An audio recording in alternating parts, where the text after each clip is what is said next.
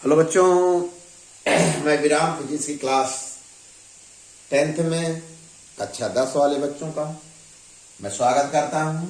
Lecture 10 पे आज बहुत ही इम्पोर्टेंट टॉपिक पर चर्चा करने चल रहा हूं। इसके पहले का जो टॉपिक है वो वैद्युत प्रतिरोध की परिभाषा तथा उससे संबंधित बातें आप सरल से सरल भाषा में सीख लिए। आइए आज आपको सिखाते हैं विद्युत प्रतिरोध को, वैद्युत प्रतिरोध को प्रभावित करने वाले कारक, the factor affected electric resistance. इसका मतलब हुआ प्यारे बच्चों, वैद्युत प्रतिरोध किन किन बातों पर निर्भर करता है, किसके कारण उसका मान बढ़ जाता है, किसके कारण उसका मान घट जाता है, किसके प्रभाव से वो चेंज हो जाता है। जिस प्रकार बताएं, मेरे प्रभाव से आपके अंदर गजब का चेंज आ रहा है, क्योंकि जो कमेंट्स लिख रहे हो ना, बहुत अच्छा लिख रहे हो और आपके कमेंट से ही हमको एनर्जी मिलती है और हम आपके लिए अच्छे से अच्छा वीडियो ले आ रहे हैं। जो बच्चे अभी अभी केवल लेक्चर नंबर 10 को देख रहे हैं, उनसे मेरा ये अनुरोध है, निवेदन है कि लेक्चर को लास्ट तक देखिए। जो वैद्युत प्रतिरोध है इलेक्ट्रिक रेजिस्टेंस से किन किन बातों से प्रभावित होता है, कौन कौन से बात से वो घटता है, बढ़ता है, उसमें चेंज आता है। उन बातों में ये मुख्य चार है। कौन कौन? जो तार है या चालक की लंबाई पर, नंबर 2 अनुप्रस्थ परिच्छेद के क्षेत्रफल पर, नंबर 3 ताप पर, नंबर 4 पदार्थ की प्रकृति पर। आइए क्रमवार प्यारे बच्चों समझाते हैं। नंबर 1 हेडिंग डाल लीजिएगा, समझ लीजिएगा। चालक की लंबाई या तार जो है, वायर जो है, उसकी लंबाई पर। बेटा अगर किसी चालक की लंबाई, उसी चालक की लंबाई क्या कर देते हैं, बढ़ा देते हैं। पदार्थ नहीं बदलना चाहिए। अगर उसी लंबाई क्या कर दें, बढ़ा देंगे, तो उसका प्रतिरोध बेटा बढ़ जाता है। अर्थात तार या चालक की लंबाई बढ़ने से प्रतिरोध बढ़ता है। इसका मतलब हुआ जो किसी भी चालक का प्रतिरोध उसके लंबाई के अनुपाती होता है, अर्थात लंबाई बढ़ने पर बढ़ता है, घटने पर घटता है। अच्छी बात है। जो लंबा वायर होता है उसका प्रतिरोध क्या होगा, अधिक होगा। जब उसमें विद्युत धारा प्रवाहित होगा तो लंबे वायर जो होते हैं, जिनकी लंबाई अधिक होता है, विद्युत धारा के मार्ग में ज्यादा बाधा डालते हैं। आइए प्यारे बच्चों दूसरा समझाएं, बहुत इंपॉर्टेंट है। इसको भली बात सीख लीजिए जो मैं सब सिखा रहा हूं। मैं प्रयास करूंगा आप तक टच करने की। कैसे? अनुप्रस्थ परिच्छेद का क्षेत्रफल। पहले तो आप ये बताइए अनुप्रस्थ परिच्छेद का क्षेत्रफल क्या है, पहले तो ये सीखिए। इसके बाद जैसे साहब कोई वायर है, प्राय वायर किस शेप के होते हैं, बेलनाकार होते हैं। देखो कोई भी वायर, अगर उस वायर की लंबाई के लंबवत काटोगे तो आप देखोगे एक सर्किल बनता है। क्या बनता है? एक, देखो ऐसे एक सर्किल बनता है। तो ऐसे, तो जब वो सर्किल बना, उसका क्षेत्रफल जब लेंगे, जो वृत्ताकार, प्राय कैसा बनेगा, सर्किल माने वृत्ताकार बनेगा, उसका क्षेत्रफल को, उसके क्षेत्रफल को हम क्या कहते हैं बेटा, अनुप्रस्थ परिच्छेद क्षेत्रफल।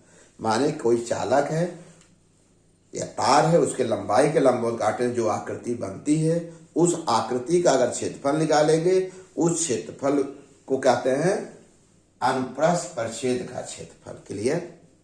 Area of cross section. ऐसे नहीं कि आम क्षेत्रफल।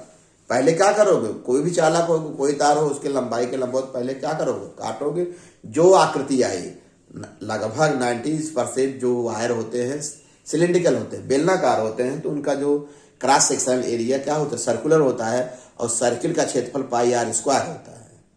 पता है बेटा? तो मान लीजिए साहब ये जो है, ये और जो वैद्युत प्रतिरोध है तार के अनुप्रस्थ परिच्छेद के व्युत्क्रमानुपाती होता है। मतलब समझ लीजिए, अभी 10th के बच्चे हो, हम सिखाएंगे तो जरूर सीख जाओगे। इसका मतलब तार अगर मोटा होगा तो उसके अनुप्रस्थ काट का क्षेत्रफल क्या होगा, ज्यादा होगा। अरे भाई जैसे यही, और ये जब इसको लंबाई की लंबवत काटोगे तो देख रहे हैं मोटा तार है, और ये क्या है, पतला तार है।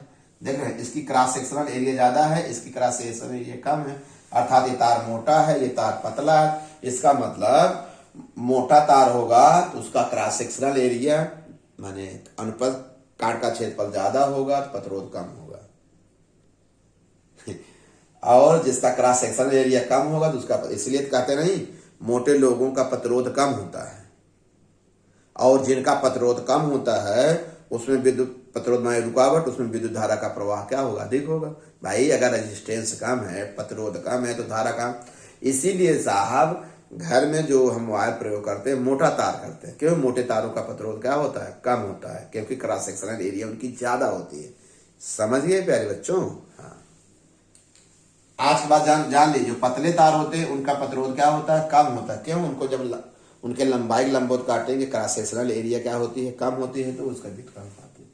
सबसे इंपॉर्टेंट टॉपिक ये है, ये भी बहुत इंपॉर्टेंट है, ताप। अगर बेटा किसी भी पदार्थ का या चालक पदार्थ का ताप बढ़ा दे तो उसका प्रतिरोध बढ़ जाता है, माने ताप के समानुपाती होता है। T माने परम ताप, माने ताप बढ़ने पर चालक का प्रतिरोध बढ़ता है, घटने पर घटता है। ध्यान रखिए, जैसे हम गुस्सा जाएं या आप गुस्से में हो जाए तो आपको जो कार्य करने की क्षमता क्या हो जाती है, घबरा जाती है, प्रतिरोध बढ़ जाता है तो काम निगेटिव ही होता है। इसका मतलब हुआ ताप बढ़ाने से चालक का क्या होता है, प्रतिरोध बढ़ जाता है। गुस्सा आने पर क्या होता है, सामने वाला, अगर हम गुस्सा आ जाए तो आपको टॉपिक समझ, हाँ सर समझ में आ गया, हाँ सर समझ में आ गया। इसका मतलब कभी भी क्लास में बच्चों को मारना नहीं चाहिए। टॉपिक के दौरान हम लोग तो कभी नहीं टच करते, क्योंकि अगर उनको मार देंगे उनका ताप बढ़ जाएगा, ताप बढ़ जाएगा तो उनके दिमाग का प्रतिरोध बढ़ जाएगा, जो समझा रहा है वो समझेगा नहीं। इसीलिए प्यारे बच्चों हम आपको प्यार से समझा रहे हैं, क्यों, ताकि आपका टेम्परेचर न बढ़े और आपका प्रतिरोध न बढ़े और फिजिक्स आसानी से समझ में आ जाए। सब मिला समझ में आया। मतलब किसी चालक का प्रतिरोध ताप के बढ़ने पर बढ़ता है, ताप के घटने पर बढ़ता है। परम ताप का क्या होता है, अनुपाती होता है। You are right.